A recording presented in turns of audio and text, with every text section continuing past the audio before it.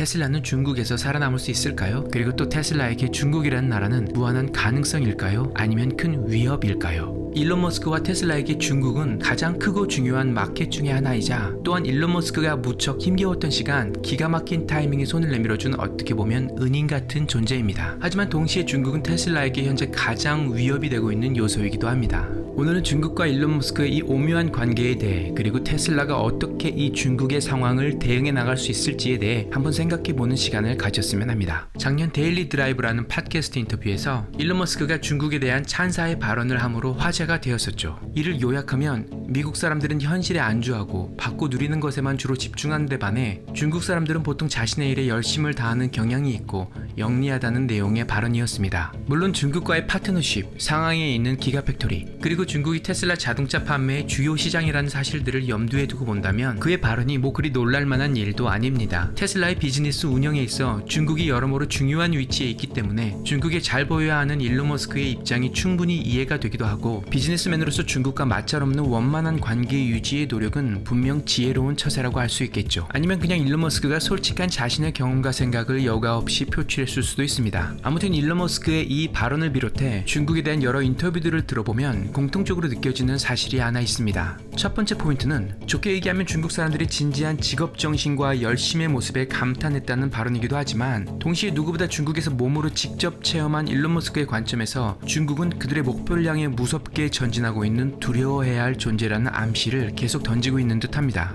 And China's probably going to be ahead of that. They're by far the most aggressive on earth. It's crazy. I mean, like, in fact, the a coalition of Chinese car manufacturers just wrote the Chinese government to beg for them to slow down the mandate because it's like too much. They can't physically do it. 그리고 두 번째 포인트는 비즈니스맨으로서 일론 머스크가 중국과의 친화적 관계 유지를 의식하고 한 발언이라고 한다면, 누구보다 솔직하고 자유로운 영혼의 일론 머스크가 유독 중국에 관해서는 조금은 조심스럽고 긴장된 모습으로 비추어진다는 겁니다. That the future of China is going to be great, and that China is headed towards being the biggest economy in the world.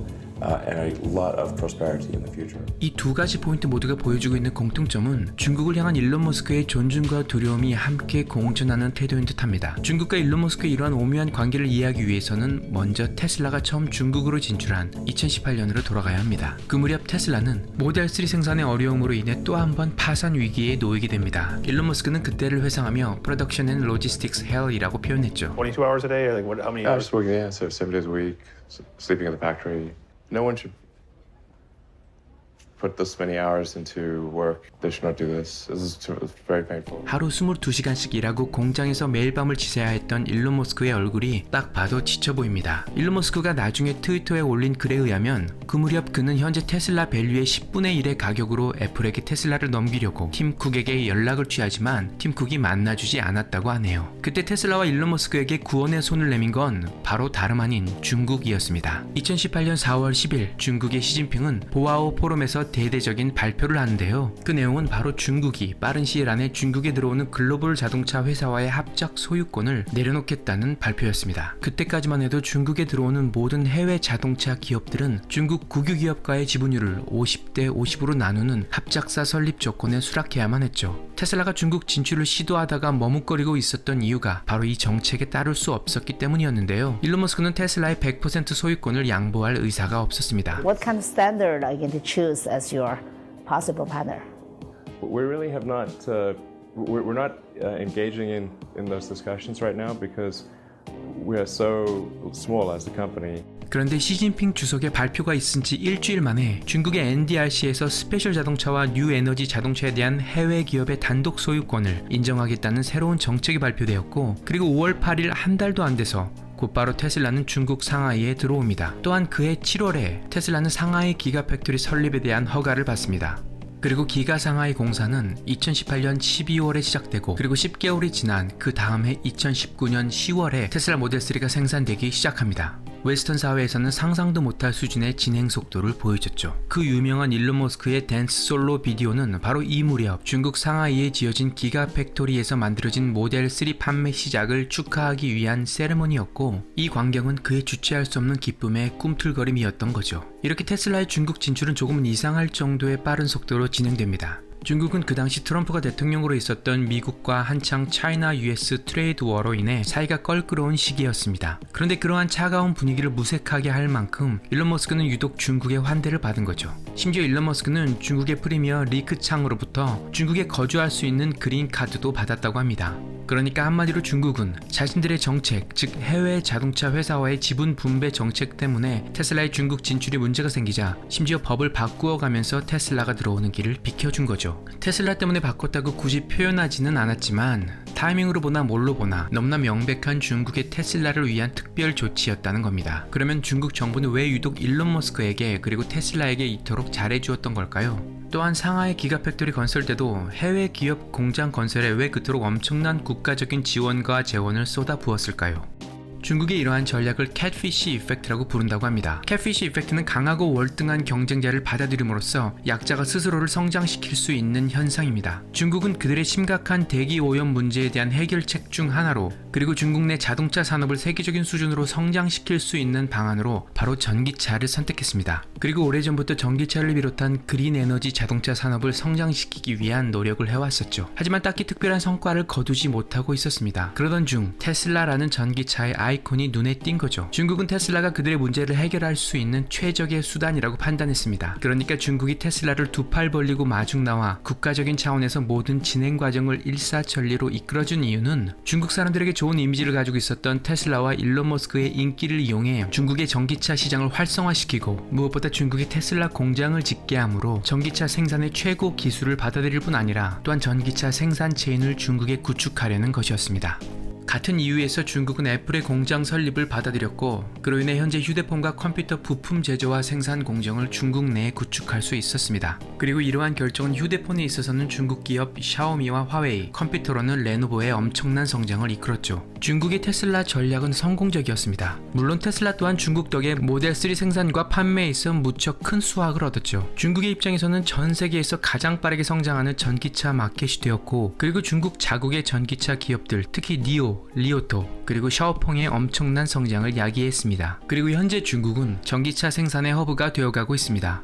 전기차의 배터리와 각종 생산 설비의 70%가 중국에 집중되어 있고, 중국 전기차 기업 3인방까지 중국 정부의 직접적인 도움으로 그 성장을 더욱 가속화한다면 머지않아 중국 시장은 물론이고 전 세계적으로 중국이 전기차에 있어서는 테슬라의 최고 라이벌이 될지도 모릅니다. 중국 당국은 2035년까지 중국에서 판매되는 거의 모든 자동차는 전기차일 것이고, 그 시점부터 판매되는 중고차를 제외한 모든 새 차는 그린 에너지 자동차여야 한다고 지시했습니다. 이러한 방향성에 가장 큰 역할을 한 것은 물론 테슬라의 중국 입성이었고, 그리고 중국은 테슬라를 들여온 애초의 목적을 거의 달성했다고 해도 과언이 아닙니다. 그 말은 이제 테슬라는 더 이상 중국의 필요 조건이 아닌 넘어서야 할 경쟁 상대가 되어버린 거죠. 그리고 중국 정부 CCP는 얼마 지나지 않아 새로운 법안을 통과시킵니다. 그 내용은 바로 전기차 가격 30만 위안을 넘기는 차는 정부 지원금 혜택에서 벗어난다는 것이었죠. 그런데 배터리 교체 방식 전기차는 이 법안에서 제외되었습니다. 즉, 이 법안은 배터리 충전 방식의 테슬라 판매를 누르고 배터리 교체 방식을 쓰고 있는 중국의 니오에게 경쟁력을 더하겠다는 당국의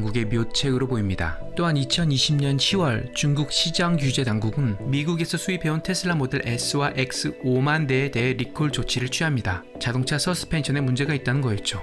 물론 테슬라 측에서는 이를 중국의 부당한 리콜 조치라며 나섰지만 이미 중국 시장에서의 테슬라 기업 평판에 큰 흠집이 나죠. 또한 중국 내 각종 뉴스 미디어에서도 테슬라의 품질과 고객 서비스의 문제에 대해 다루기 시작했습니다. 한 아티클에서는 테슬라가 자꾸 이렇게 문제를 일으키면 중국을 떠나야 할 것이라고까지 말했다고 합니다. 또 최근 금년 2월 중국 정부는 테슬라 전기차의 품질 문제를 놓고 테슬라를 소환합니다. 국가시장감독관리총국과 공업정보화성, 교통운수성 등 5개 부분에서 테슬라 차의 배터리 발화, 차량 소프트웨어 등의 결함 문제로 행정지도를 받았다고 합니다.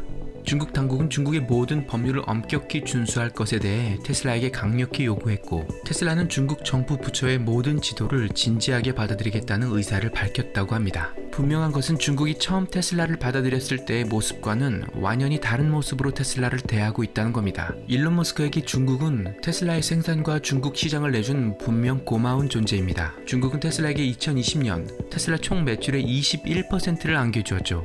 하지만 동시에 현재 중국은 누구보다 테슬라에게 위협적인 존재이기도 합니다. 최악의 상황이라고 한다면 테슬라는 중국 시장은 물론 상하이의 기가팩토리까지 몰수당하게 될지도 모르죠. 그러나 테슬라의 전기차 기술뿐 아니라 스페이스X의 로켓 기술까지 가진 일론 머스크와 테슬라를 테크 기술과 노하우를 무엇보다 중요시하는 중국이 바로 쫓아내거나 하는 일은 없을 것 같지만 분명 일론 머스크의 지혜와 기지가 어느 때보다 요구되는 상황이 아닌가 생각됩니다. 무엇보다 테슬라의 우선순위로는 전기차 판매와 생산에 있어서 중국에 대한 의존도를 감소시키는 것이 중요할 것입니다. 몇 가지 예를 들면 그중 하나는 더 많은 테슬라 기가팩토리의 분포 건설일 것입니다. 테슬라는 현재 네바다와 뉴욕 그리고 상하이에 3개의 기가팩토리를 가지고 있고 현재 독일 베를린에 하나 그리고 미국 텍사스에 또 하나의 공장을 건설 중에 있습니다. 그리고 일론 머스크는 테슬라 기가팩토리를 전 세계적으로 곳곳에 분포시켜 놓고 있습니다. 기가 베를린이 완성되면 유럽 시장에서의 테슬라의 경쟁력은 더욱 강화될 것이고 또한 테슬라에 의하면 이곳 기가 베를린에 전 세계에서 가장 큰 배터리 생산 공장이 설립될 것이라고 합니다. 또 하나는 테슬라의 인도 진출입니다. 테슬라가 지금으로서는 월등한 소프트웨어 그리고 자율주행 기술과 데이터로 인해 다른 전기차 경쟁사들에 비해 상대적으로 조금 앞서고 있지만 중국을 비롯한 전기차 시장의 경쟁이 더욱더 뜨거워질 조짐이 보입니다. 따라서 테슬라는 전기차뿐 아니라 테슬라 에너지 부서의 확장이 절실히 필요할 것이고 스타링크 인터넷과 테슬라 자동차 자율주행의 연계 등 전체적인 테슬라만의 생태계가 구축된다면 누구도 따를 수 없는 경쟁력을 가지게 될 것으로 예상됩니다. 여러분의 생각은 어떠십니까? 일론 머스크가 중국과의 관계와 상황에 있어 어떤 기지를 발휘할 수 있을까요? 마지막으로 테슬라의 귀여운 카운터펀치 하나만 말씀드리고 영상을 마무리하겠습니다. 금년 연초에 테슬라는 중국의 공식 테슬라 웹사이트에 테슬라 모델 Y에 대해 30%의 엄청난 깜짝 세일을 발표합니다.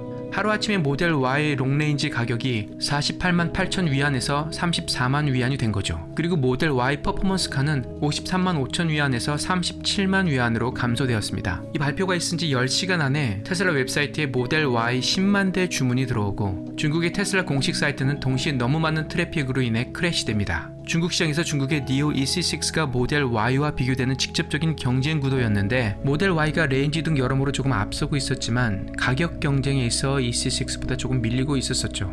그런데 테슬라 모델 Y의 30% 가격 인하는 중국의 많은 테슬라 팬들에게 둘도 없는 기회가 된 거죠. 이로 인해 그 전에 니오 EC6를 주문했던 많은 사람들의 주문 취소가 잇따랐다고 합니다. 니오가 2019년 파산 위기에 있을 때 중국 당국은 2.7 빌리언 달러를 투자하며 니오를 살려냅니다. 그렇다 보니 테슬라 모델 Y의 30% 가격 인하는 니오에게 더 큰 재정적 부담을 안겨주었죠. 그래서 아까 언급했듯이 테슬라가 금년 2월에 중국 정부에게 소환되어 혼이 난 게 아닌가 싶기도 하네요. 그리고 이 사건으로 인해 아직 중국에 꽤 많은 테슬라 팬들이 있다는 사실 또한 알 수 있었습니다. 맞는 비유인지 모르겠지만 아무리 무서운 부모도 자녀들이 누구를 좋아하고 안 좋아하는 건 마음대로 못하는 것처럼 말입니다. 오늘도 유익하고 즐거운 시간 되셨기를 바라고요. 전 또 다음 영상으로 인사드리겠습니다. 가시기 전에 좋아요와 구독 누르시는 것 잊지 말아주시고 그럼 행복한 하루 되시길 바랍니다. 감사합니다.